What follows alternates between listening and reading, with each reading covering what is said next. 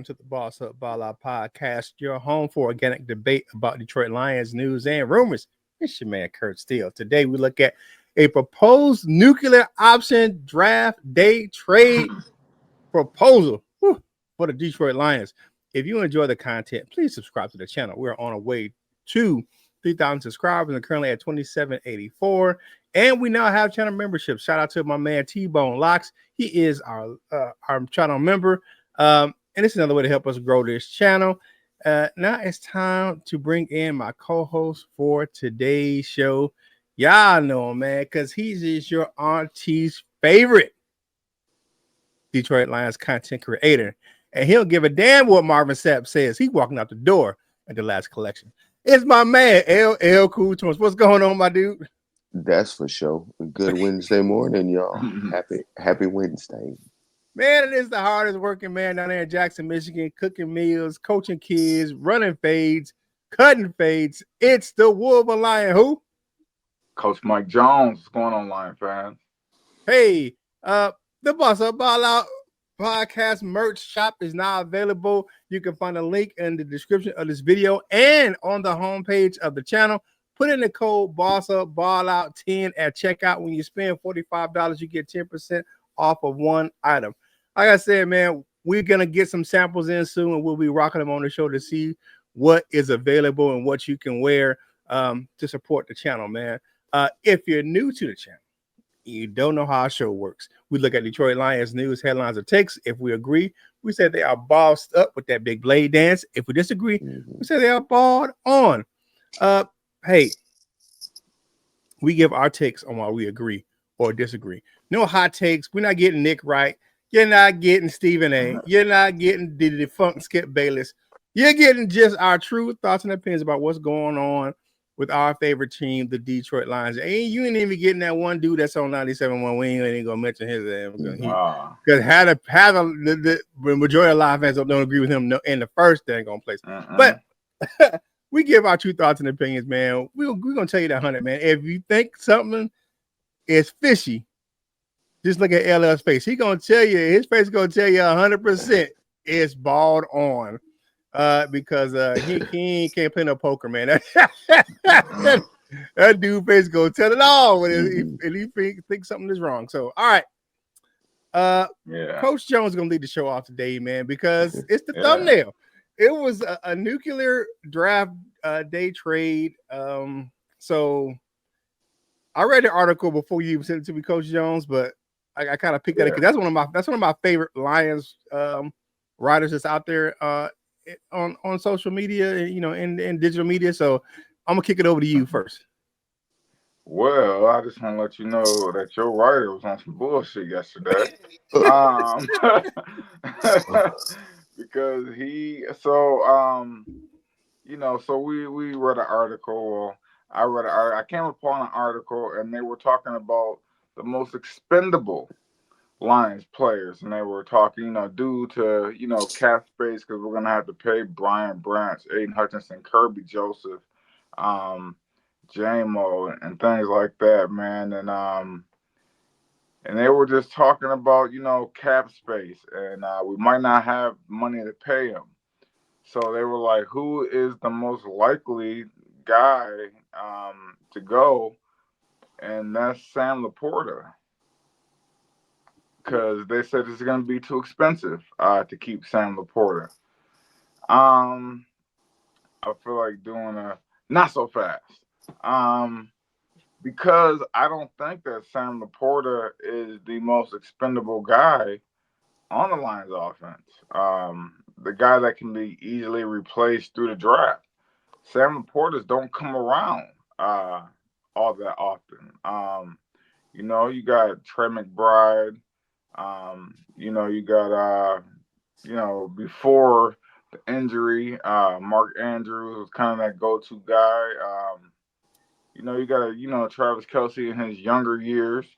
So, you get those guys, and those guys are not replaceable like that. Those guys are special. So I don't feel like Sam Laporta can be replaced that easily. The player that I think, and some people might not like this, the player that I think that is most replaceable is David Montgomery. And the only reason why I said it is because without Montgomery really playing really playing that whole, he played a little bit sparingly in that playoff game, but the Lions in the playoffs put up 31 points. So if you can put up 31 in the playoffs, then you know what, you're still scoring. And usually 31 points in a playoff game is enough to win you that game. And I'm just looking at it because we got Jahmyr Gibbs. We can see what Sion Vaki got. We can see what Craig Reynolds really got. We can always draft somebody, but you cannot draft a tight end. A tight end is one of the hardest positions to learn in the NFL because you have to be on the run and pass game. You gotta learn the O-line stuff and you gotta learn receiver stuff. You gotta learn how to separate in the seams and find the hot spots in the middle of the field. You gotta learn how you gotta cut off your routes. You might have a 10-yard out, and you gotta know that the linebacker is here and the safety is coming up, so you gotta cut it off at 8. You just gotta know those certain things, man. And Sam Laporta just finds that sweet spot. He knows how to run routes, and that is just nothing that you can replace in the NFL. So I'm gonna give that a balled on opinion. Even though I know the guys, it's the off season, so you just trying to find anything to write about. But right there, no, that's a balled on, man. So I think David Montgomery is the most replaceable person in the Lions offense. All right. So looking at this article, right, I have to agree with the trade proposal being nuclear. It's a nuclear option. Yeah. Because it's the curse of Brad Holmes' ability to draft well. And the Lions are going to have more and more players whose contract extension will be at the top of their position groups. And Brad Holmes can kick the can only so far down the road before having to let some players walk in free agency just because of the salary cap. Now, I will say this. Mike Payton said, and I agree with him, there is no way in hell I see the Lions trading Laporta anytime soon. And he said he didn't see this being a really option, but he said that the way that the Trey McBride's new contract reset the tight end market, and I don't put him ahead of Sam Laporta, it is going to make it pretty spendy for the Lions to re-sign him in the future. Now, get this, because of the fact that Laporta is a second-round pick, what does that mean? Lions can't have a fifth-year option on him. So either they're going to have to tag him or they have to re-sign him if they don't get a deal done before the end of his contract year. So you look at it, right? This is his third year. So we got to kind of look at re-signing him at the end of this year or the beginning of next year. It's one of those things where it's going to be a tough thing. You already got look at the players, like you said, Coach Jones, Kirby, Hutch, Brian Branch, all those guys are going to be coming. Those bills are going to be coming due. Even Jahmyr Gibbs is in that group as well. All those was that Laporta and Branch and all those, they all were in the same draft class. So it's going to be hard. I don't want the Lions to get rid of Sam Laporta. Now I have to agree with the sentiment that his type of player, not saying him, the type of player, his caliber is the type of player that can get the Lions up into the top part of the draft if they have a targeted player that they want. I don't see it happening. I don't see it happening just like Mike Payton said, but it is definitely a nuclear option. I don't even want to go into who's the most expendable player on the offense or who is the most expendable player, period, just because of the fact I don't want to, I like the team we have. And I don't want to have to give up a player this year because it's always going to be a crapshoot in the draft. Just because the guy has a big name, we all know plenty of draft busts, you know what I'm saying, that people go up the draft and then end up working out. So, yeah. But I agree with the ball on for this actual trade proposal is definitely a ball on. Yeah. Now, the thing is if you can move up into the top 10 in the draft, Sam Laporta became a trade piece to be like, all right, like he wrote about, and you can move up in the top 10. You can get that edge rusher. Would you do it? Oof, that'll be a rough thing, man. Just because of the fact that who's going to replace him in the offense. But yeah, but I'll let LL go, and then answer my question first, LL. Then you can get into the topic. I don't know. Would you do it? It all depends. I don't know. I don't know for any of these pass rushers. I don't think it's worth all of that kind of stuff. But I'm not against the idea for the same reason what we was talking about with JMO. It may come a time where we figure that we can't keep him for whatever, monetary reasons or just whatever, And I feel like it's probably better to get something for him than to, let him walk. So I don't think it's the worst idea, and I don't think it's so far out. I think it may be a reality. Unless it's going to take a lot of magic to get all of those guys that that we've been naming signed. So that's all. We probably ain't gonna get them all, man. And some of these guys I think are easier. I don't want to say easier to replace, but you may be able to get another one of those and not the same expense. Like you said, Sam Laporta was a second-round pick.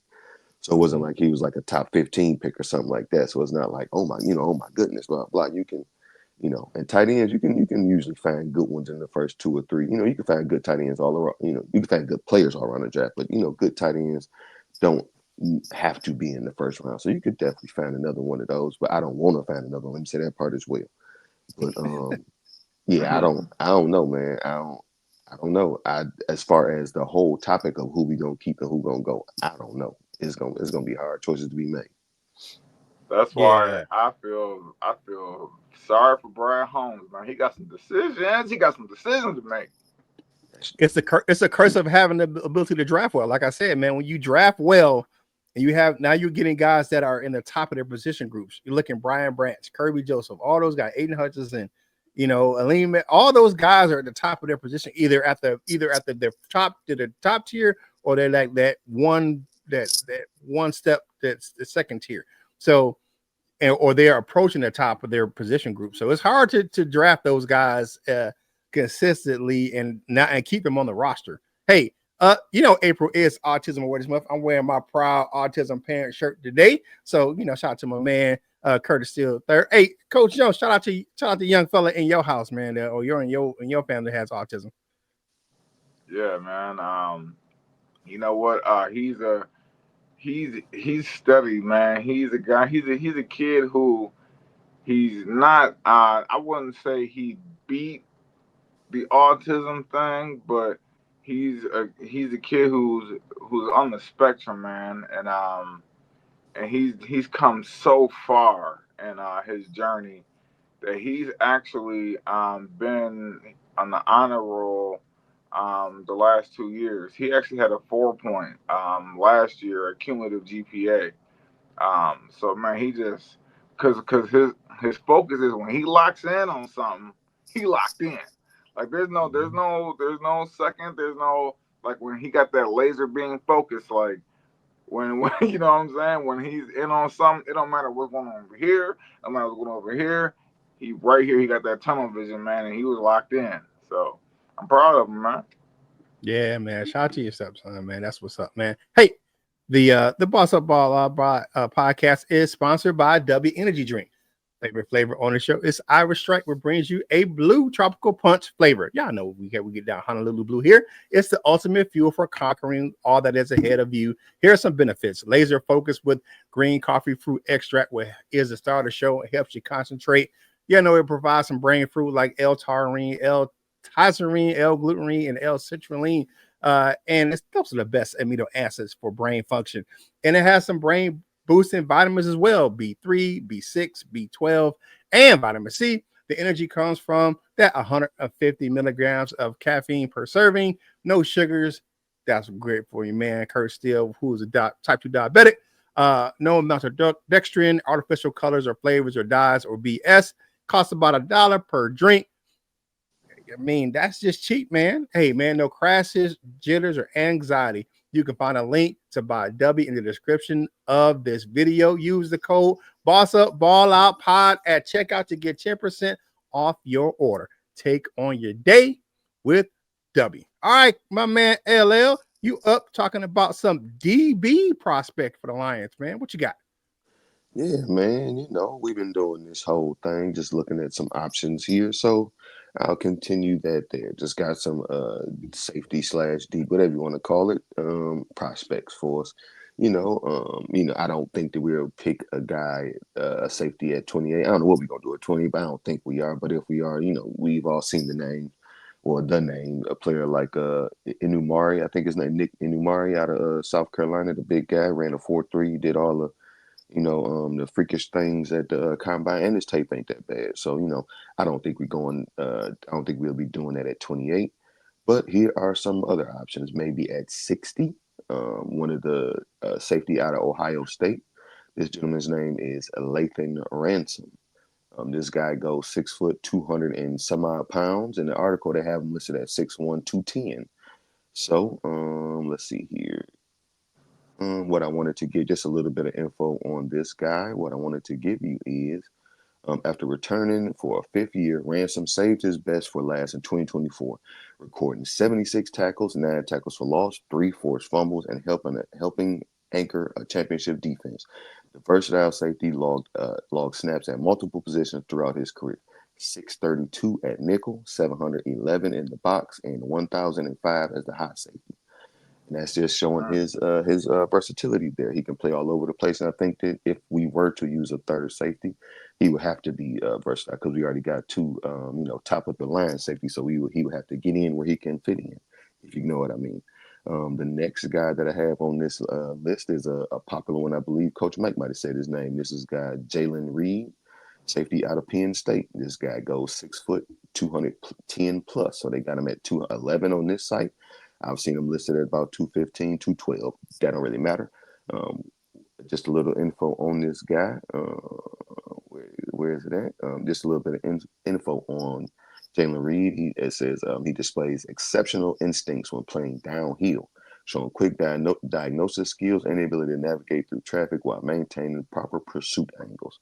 He brings the thunder as a tackler despite his average size, consistently wraps up and drives through contact with impressive functional strength in the box. That's going to be important. He's not as versatile as Lathan was, but he's a thumper. I guess Brian Branch will be our thumper, but we don't have anybody other than him. If we have Brian Branch doing other things, I don't think we have a safety or anything like that to play in the box. So this guy, maybe one of those options. Again, this is at just at options, or those two are options at maybe like 60 or 102. Another option is a guy who I spoke about a couple of times, so I'll be brief on this guy, and that's Malachi Moore out of Alabama. Rangy defender. He is, and these are some of his rankings. Rated 91 in tackling, 82 in run defense, 94 in coverage, 92 in zone, 89 in press. Don't really know what all that means in the end, but those are pretty good rankings, right? And I like I said, I spoke about this guy a few times. I took him in either one or both or a couple of those drafts. He could be an option for us at 130-ish, like 102, 130-ish, maybe even 196 if he's still there. And last but not least, on this list, a later option, guy named Isis, if I'm saying it right, Isis Waxter. Gentleman goes 6'1 or 6'2-ish, 210 plus out of Villanova. Of course, one of his comparisons is a former Detroit Lion, one of our favorites, Iffy. And this guy is a cornerback that'll be converted to safety, like Iffy. Let's look at some a little bit on this guy. Where I lost what I was going to say, but that's we'll stick with the with the Iffy comparison. From what I could see, he's just not the quickest corner, but a bigger corner, a bigger press corner, kind of like what you used to see out of the Patriots back in the days. They had them big old guys that weren't really that fast. He's kind of in that mode, but he does have coverage skills. For not being the quickest, he is kind of sticky, and he does tackle well. So I think that he may be a very good option as a third safety as well. I know that they listed him as, or his comp was iffy. Kind of one of those third safeties, kind of like we've seen a few times, like John Johnson and I can't think of the other guy. He had left the Rams and went to the Browns. I can't think his name. I think Tremaine Thomas or something like that. I can't think his name at the time. It's probably the wrong name. But just those third safeties that play a very, very integral part in the defense. So of those guys, if you have one, who you looking at, or do you just think, they all pretty good, or they all just some people you threw on the list? What do you guys think? All right, just for me, out of the 4 prospects, I like Moore. Really stands out to me as the best option for a Lions backup safety because of the fact that he plays a lot of that single high or deep safety, which is Detroit needs to, because they're pretty thin behind their starters. Both of those guys can play single high safety, Kirby and Brian Branch. But Kirby's one of the best of the league, if not the best, because guess what? He was first team All Pro at safety, and that's what he primarily plays, is that single high safety or the deep safety. So I like him. We need somebody behind him, and I think a guy like Malachi Moore has those skills. Now, the other 2 guys, they're more of a box safety. So you looking at those 2 guys, man. Reed, native Detroiter, and the other fella from the team in Ohio. Yeah, okay. Waxter. Has some good coverage skills, coming over from a corner, gets a good size to play the position, but like iffy, because that's exactly what I wrote in my synopsis. He needs some development for switching from cornerback to safety, and he's not the fastest. He only ran a 4.5 at the combine. That's his 40 time.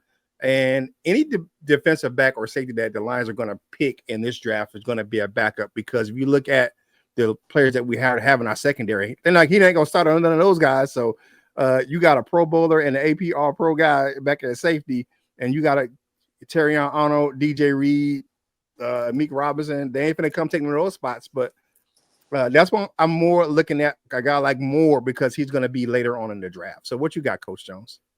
Yeah, actually, I'm gonna give you a boss up because I like those names that you mentioned. But you know what? Y'all probably gonna look at me kind of funny, but when I tie my segment in to your topic, and I'm looking at these names, man, Brian Branch could be the odd guy out of this Coach group. Mike, Man, don't make me cuss you out. Look, I'm being honest. When you're looking at, and I'm going back to my segment, but I'm gonna tie it in with this segment. When you look at Aiden Hutchinson, Kirby Joseph, Jahmyr Gibbs, Brian Branch, Jameson Williams, man, then you look at Malachi Moore, and then you look at a guy, and they come from the same school. And then you look at a guy, the first guy that you had mentioned who played in the box. at Ohio State, Lathan Ransom. I mean, it's just like, at the end of the day, that could be pick 28.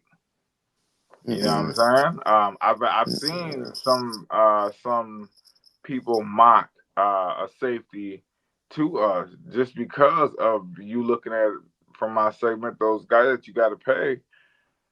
Who's gonna be the odd man out? So I don't think it's far fetched that we could draft a safety in the first round. I do think it's like at the back end of possibilities, but still is a possibility, man. But I do like Malachi Moore because they come from the same school. They kind of got that same pedigree. And kind of like knowledge of the game is very pronounced at Alabama. So yeah, man. I'm sorry to kind of like throwing that what the hell, Coach Jones, but I'm just saying, man. Don't be surprised because Brad gonna have to make that decision. One of them guys is not gonna be on the Lions team. You know what I'm saying? And we don't really want to see none of them go, but who is it gonna be? Here's the thing with that. If I think just to respond to what you say, if that was the option, like Brian Branch may be the one, I think they may look at somebody like my man out of South Carolina. That's because I think I don't really like even saying him to us, because I think they are a lot of the same. Dude just, was a little bit flashier this time around. But of course, And I think he's yeah, he big too. bigger. He bigger. That dude But is huge. Brian Branch, like we, saying we knew his names from playing football. We knew this guy's name once he was able to, go to the combine. That's not a bad thing. That's what it's Workout good for. warrior. Yeah, but so I would think that maybe if that was the case of replacing him, I don't think any of those guys on that list could do anything that Brian Branch is going to do to the same effect. But I get what you're saying, Coach Mike. But and it's another thing what you said, just to tie it in on my topic, tied in with your old topic about Myles Garrett being a Detroit Lion. We tried to tell you, if we were to do something like that, we gonna lose even more of them. So look at that. We don't got him, and we already talking about who we gonna lose. So if we had him, we gotta add 2 or 3 or 4 more names to that who we gonna lose list. So yeah, Coach Jones, you get a ball on. LA, you get a bossed up. Anyway, all right, man. Like players, man. Like the video, share the video. I ain't saying you wrong. I ain't saying you wrong. All these things help us get this content to Detroit Lions fans, just like yourself. And like I said, when you draft well, that means it's harder to keep your roster intact. So it is. But hey, man, like I said, like the video, share the video, comment on the video. All these things help us with that YouTube algorithm and gets this content out to more Detroit Lions fans like yourself. Last topic of today, man. So y'all know, man, big hair don't care over there. ESPN held his latest mock draft. Y'all know what that is. That's Mel Kiper Jr. So his latest mock draft had the Lions selecting Donovan Ezerico, outside linebacker from Boston College at number 28. His reasonings for this is the Lions defensive struggle with the injuries last season and need depth at edge. Aiden Hutchinson returning from a leg injury requires another effective rusher. Last season, only Zadarius Smith acquired mid-season had more than 3 sacks. Ezerico was ranked number 21 in the recent big board update, had 65 pressures and 16.5 sacks last season. Good production. He addresses the pass rush need at good value. Here is my issue with him. He has the same issue with him that I have all the other people or edge rushers that are getting mocked to the Detroit Lions. It's another 3-4 outside linebacker, man. The Lions play a 4-3. He's undersized to play defensive end for the Detroit Lions at 6'2", 248, which means he's only slightly bigger than Derek Barnes and slightly smaller than Jack Campbell. So he's smaller than our middle linebacker. I mean, think about it like that. He's around the same size as our Sam, who we just paid $25 million to, and he's smaller than our middle linebacker. I mean, Kiper got it wrong. He just is not a scheme fit for Detroit. If they take an edge, it's going to be a guy like, and I'm saying, not saying it's going to be, it's going to be a guy like Stewart out of Texas A&M, a bigger guy, a more of a bull rush type of pass rusher. They don't want small edge rushers in Detroit. They just don't play that system. I mean, come on, man. Just stop it. Man, take some of that doggone hairspray out your hair, Mel Kiper. Maybe you think straight. All right. However, I do like Kiper's pick at 60 in the second round for the Detroit Lions, and it's Anthony Belton, the offensive tackle / guard from NC State. Yeah, Wolfpack joining Aleem the Dream on the Lions. Now, he could be a great fit for the Lions. The reason is he's on the radar because the Lions lost Kevin Zeiler to free agency, and right now they have my man Yodi Awasika and Christian Mahogany are in line to fill in at right guard. I think it's going to be more left guard. I think if the Lions don't make a move right now, I think Graham Glasgow goes back to right guard and you put Christian Mahogany, old Strebo, back at left guard because he played well at both spots. But I think Graham Glasgow is a better right guard than he is left guard. Showed last season. Belton stands 6'6", weighs 336, and he plays most of his career at left tackle, only missing 11 out of 2,146 snaps. But he has the ability to shift inside to guard in the NFL, and the Lions could make that move right away in his first year. The Detroit Lions need help at interior offensive line, and Belton provides that depth and a possible starter caliber type guard for the Detroit Lions. So what do you guys think about the two draft prospects? The edge guy, they're just killing me with this. Like, if you look at the Detroit Lions, I haven't seen them even sniff a guy that is a outside linebacker type of player that is like an edge rusher, that pass rushing, that they didn't look at Max Crosby. None of those guys that are around that 6'5" and that 240 to 250 range. They haven't sniffed any one of them because they don't fit the scheme.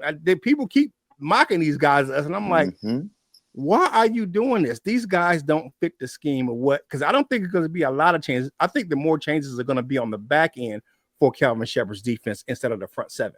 So I'll go to LL first, and then I want to wrap it up with Coach Jones because I know he's going to give a good defensive synopsis being a D-line coach. So what you got on these two draft prospects, LL? Well, I guess I might as well not wait or not give my good defensive synopsis because Coach Go Mike ahead. don't give it. But no, I don't got one anyway. But I just want to talk shit about Mel Kiper and people who, yesterday on ESPN, number one, I disagree with that first pick. I don't like that first pick. Second pick, I'm unfamiliar, but I'm okay with it, right? So back to the topic at hand. Yesterday, I was watching something on ESPN, and they was just glazing Mel Kiper, talking about he should go into the NFL Hall of Fame and all this other stuff.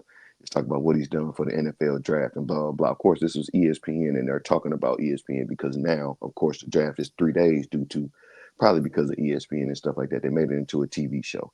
So, number one, I don't really give a shit about any of that. Mel Kiper ain't right. Mel Kiper don't always be right, and the people that know football don't like Mel Kiper. So, I don't really give too much about Mel Kiper, and this is just to everybody else out there who, like you just said, who keep mocking these guys to us, and they say stuff like, and this is Detroit Lions content creators, heavyweights, or my all of them on Detroit, on all of them. What's the Broner and all them other guys who left Detroit, all that. They put people in the thing, I guess, that they want to legitimize their thought is they say he's a Dan Campbell guy. You can't say that a guy 6'2", 240 something is a Dan Campbell guy because we ain't seen none of that. The only one that we saw was James Houston, and that didn't last too long. So they just throw up a guy. Oh, this guy he's 6'1", 235 pounds. He's a small outside pass rusher. He looks like a Dan Campbell guy. Why? Because the last name Campbell or something like that. Or it's got to be something stupid. Did they try to make the tie? This guy he said he mentioned grit in his interview, so he's a Dan Campbell guy. All of y'all should shut up. Like I think a lot of the stuff is just right in front of us. Like you just said, like we aim at certain types of players.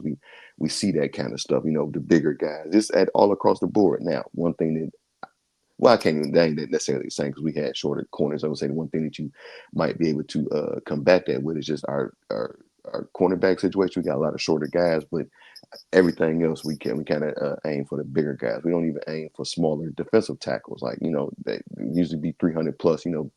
Bigger dudes. They aim for size on defense. So I just sorry to if I'm off topic. If y'all out there whatever it is, I'm tired of hearing people just say names and just say, oh, this is a Dan Campbell guy for just to try to make themselves seem right. Put the topic up there. So All right, Coach Jones, what you got on this guy, man? Like I said, man, you look at this guy, man. He's like 6'2", 248. I'm looking at this guy like he is almost the exact same size as Derek Barnes, and he's smaller than our middle linebacker and Jack Campbell. Like Jack Campbell is 6'5" and about 250. Like, come on, man, what you got? You know what? Mel Kiper, I don't know, his reason for what he be doing. But I'm gonna say I can't really say it's a ball on them picking him at 28. Like I don't know what the hell he was thinking. Now I will say that maybe in the second or third round they would take a risk on a guy that's shorter.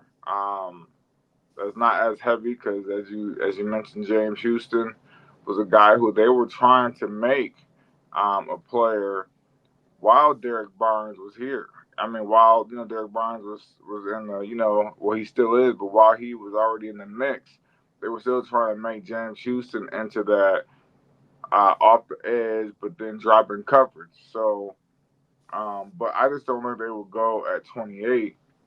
I think they'll wait, maybe like a Josiah Stewart will fall, and something like that, man. I just don't see them jumping up in the first round to grab an undersized guy. It seems like that type of position is going to be a specialty guy. Like you go in on this down or in this situation, and we're going to use you only for these situations. I think situational players are not first round draft picks. If you're a first round draft pick, you're expected to be on the field in all scenarios, in all situations, all the damn time. And so, with that being said, I guess I would say that's a ball stone. Um, yeah, man, I just don't see it, man. Not the first pick. Maybe at 60, maybe at pick was it pick like 120 or something like that. We'd go for a guy or 112 or something like that. Maybe we'd go for a guy that's a little lacking a little bit in the size department, but not in the first round. Nah. Mm-mm. Mm-mm. Yeah, man. Like I said, I like the second pick at pick 60, the offensive lineman, because we do need some depth at offensive lineman, offensive guard. But yeah, we just can't look at that and say, hey, we're going to get that guy who's 6'2" and 248 in the first round of the draft to be our defensive lineman, our edge across, because you're looking at a first round guy. You're looking at a guy who wants to be who's you're particularly trying to get to be a starter on your team. So yeah, no. Hey man, like the video, share the video, and comment on the video. All these things help us with this Detroit Lions content and get it out to more Lions fans just like yourself. So today is